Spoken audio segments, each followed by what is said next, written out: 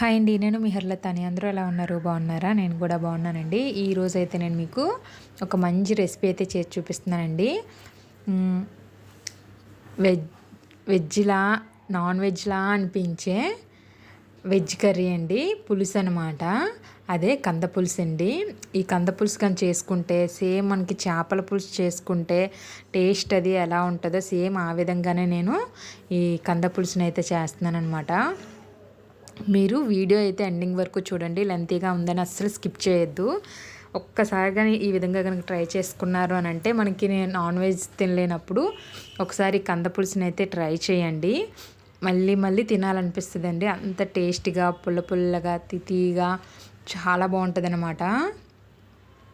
కారంగా ఎంత బాగుంటుందంటే నేను చెప్పలేను. ఆ వీడియో అయితే స్కిప్ చేయకుండా ఎండింగ్ వరకు అయితే చూడండి. ఇక్కడ నేను కందనైతే చూసారు కదా, కందదుంప ఇది.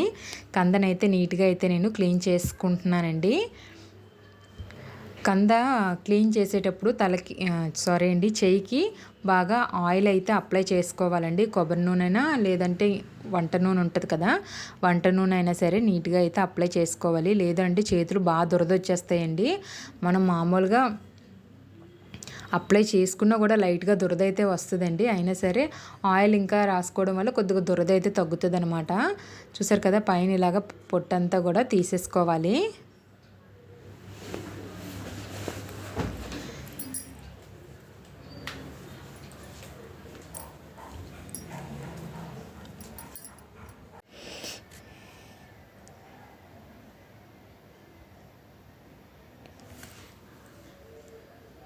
మనకి తొక్క తీసేటప్పుడు కొద్దిగా ఇబ్బందిగా ఉంటుందన్నమాట. ఇది చిన్న దుంప కాబట్టి అంత పర్లేదండి, ఫ్రీగానే వచ్చేస్తుంది. పైన పొట్టంతన కొద్దిగా పెద్ద దుంప అయితే కొద్దిగా గట్టిగా ఉంటుంది, హార్డ్గాన.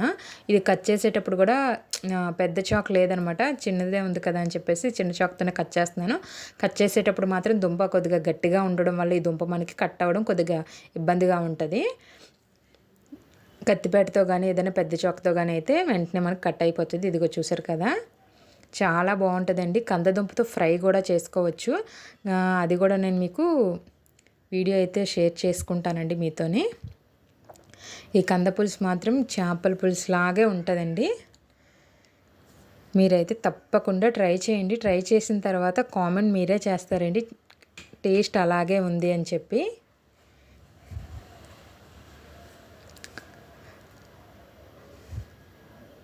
ముక్కల్ని మరీ చిన్నవి కట్ చేసుకోకూడదండి. మీడియం సైజులోని చిన్న చిన్న కొద్దిగా మీడియం సైజు ముక్కల్లాగా అయితే కట్ చేసుకోవాలి. చూసారు కదా, నేను ఏ విధంగా అయితే ముక్కల్ని కట్ చేసుకున్నానో ఆ విధంగా అయితే ఈ కంద ముక్కల్ని అయితే మనం కట్ చేసుకోవాలి.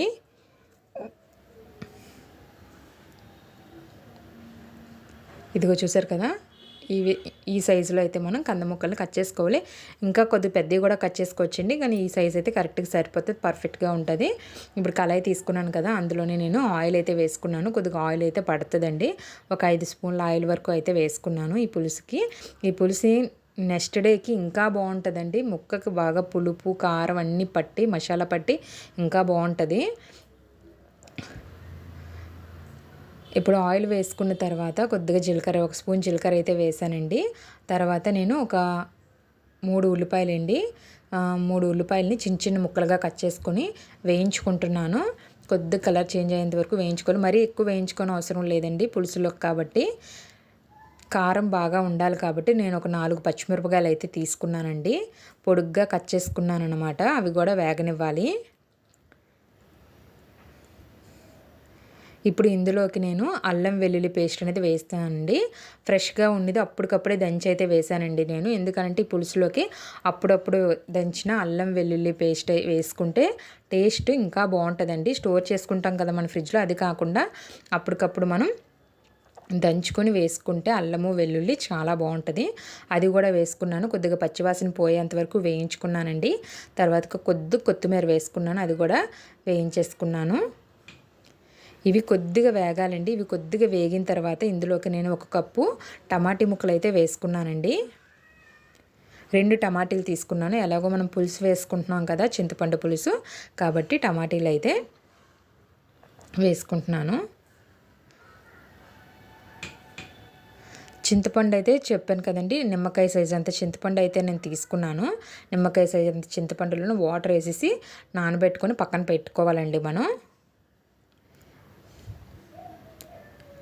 ఇప్పుడు టమాటీలు మనకి బాగా మగ్గినాయండి, చూసారు కదా. ఇప్పుడు బాగా మగ్గిన తర్వాత ఇందులోని ఈ కంద ముక్కలను అయితే వేసేసుకొని బాగా కలుపుకొని ఒక 2 నిమిషాలు అయితే వేగనివ్వాలండి, లేదా 1 నిమిషం వేగినా సరిపోతుంది. ఇప్పుడు 1 నిమిషం వేగింది కదా, ఇప్పుడు ఇందులో కారం అయితే వేసుకుంటున్నాను. కారం కూడా కొద్దిగా ఎక్కువనే పడుతుందండి మనకి. చేపల కూరలో కారం ఏ విధంగా పడుతుంది, ఇందులో కూడా కారం అలాగే పడుతుంది మనకి. ఇప్పుడు బాగా కలుపుకోవాలండి. 2 నిమిషాలు అయితే కరెక్ట్గా 2 నిమిషాలు బాగా వేయించుకోవాలి.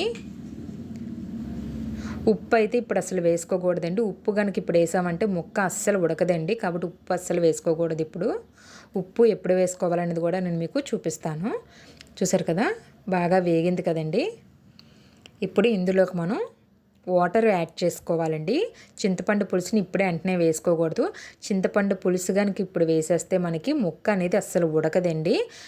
కాబట్టి ముందుగా వాటర్ వేసుకొని వాటర్తో మనం ముందుగా ముక్కని ఉడకబెట్టుకోవాలి.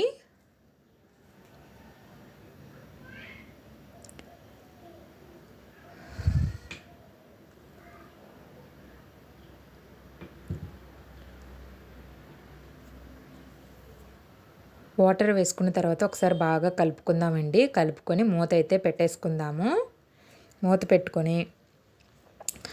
పెట్టుకునే ముందు ఇందులో కొద్దిగా గరం మసాలా, చాలా తక్కువ అండి. నేను ఆల్రెడీ మొన్న గరం మసాలా పొడి చేసి చూపించాను కదా, మన ఛానల్లో పెట్టాను కదండి, చూడండి ఒకసారి.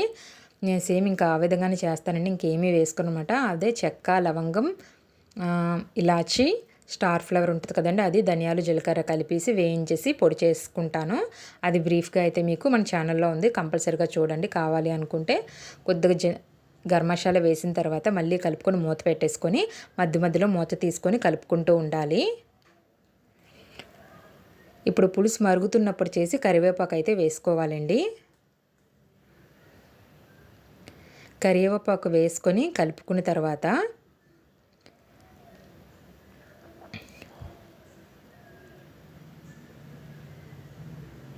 మళ్ళీ ఒకసారి మూత అయితే పెట్టేసుకుందాం.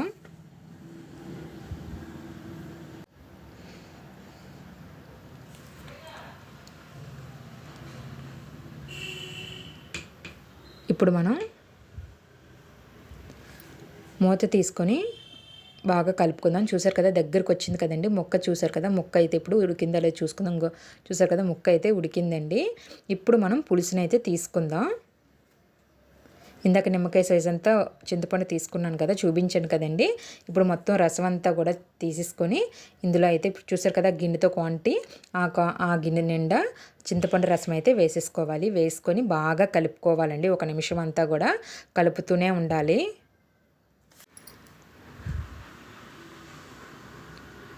ఒక నిమిషం పాటు బాగా కలిపిన తర్వాత ఇప్పుడు మనం ఇందులో సాల్ట్ వేసుకుందామండి, ఎందుకంటే ముక్క ఉడికింది కదా. ఇప్పుడు సాల్ట్ వేసుకుందాం. ఇప్పుడు చింతపండు రసం వేసిన తర్వాత మనం ఒక 10 నిమిషాల పాటు అయితే ఈ పులుసుని ఉడికించాలండి. పులుసు ఎంత ఉడికితే మనకి మరిగితే ఆ టేస్ట్ అనేది అంత బాగుంటుందండి. మనకి చేపల పులుసు తిన్న ఫీలింగే వస్తుందండి. ఈ పులుసు కనుక ఈ విధంగా కనుక చేసుకుంటే కంపల్సరీగా సేమ్ టేస్ట్ వస్తుందండి. నాన్ వెజ్ తినే వాళ్ళకి నాన్ వెజ్ తినకూడదు ఈరోజు అని అనిపించినప్పుడు, నాన్ వెజ్ తినాలి అని అనుకుంటే కనుక సేమ్ ఇలాగే కనుక మీరు కంద పులుసు చేసుకుంటే సేమ్ అలాగే ఉంటుందండి, మీరే చెప్తారు. ఇలా మధ్య మధ్యలో మూత తీసుకొని కలుపుకుంటూ ఉండాలండి. మనకి పులుసు అనేది ఎంతవరకు రావాలి అంటే, కొంతమంది చిక్కగా ఉంచుకుంటారు, కొంతమంది కొద్దిగా నీరులా ఉంచుకుంటారు కదా, అలా వచ్చేంత వరకు అయితే ఉంచుకోవాలి. ఇంకా నేనైతే స్టవ్ కట్టిపోతున్నానండి. 1 నిమిషం ముందు, 1 నిమిషంకి ముందు స్టవ్ కట్టే ముందు చేసి కొద్దిగా బెల్లం వేసుకున్నాను అనమాట. వేసుకొని కలుపుకోవాలండి. కలుపుకున్న తర్వాత 1 నిమిషం తర్వాత మనం స్టవ్ ఆఫ్ చేసుకొని కొత్తిమీరతో గార్నిష్ చేసుకుంటే మన చేపల పులుసు లాంటి కంద పులుసు అయితే రెడీ అయిపోయినట్టే.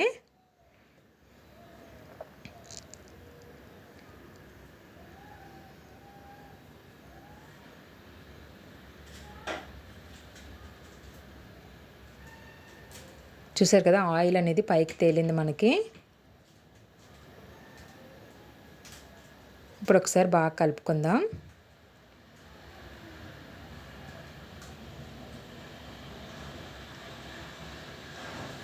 నేనైతే కొద్దిగా దగ్గరికి చిక్కగా అయితే చేసుకున్నానండి పులుసుని. పులుసు అయితే రెడీ అయిపోయింది చూసారు కదా.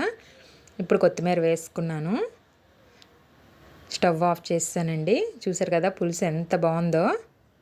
నచ్చిందా అండి? నచ్చితే కనుక లైక్ చేయడం అలాగే సబ్స్క్రైబ్ చేసుకోవడం మాత్రం మర్చిపోకండి.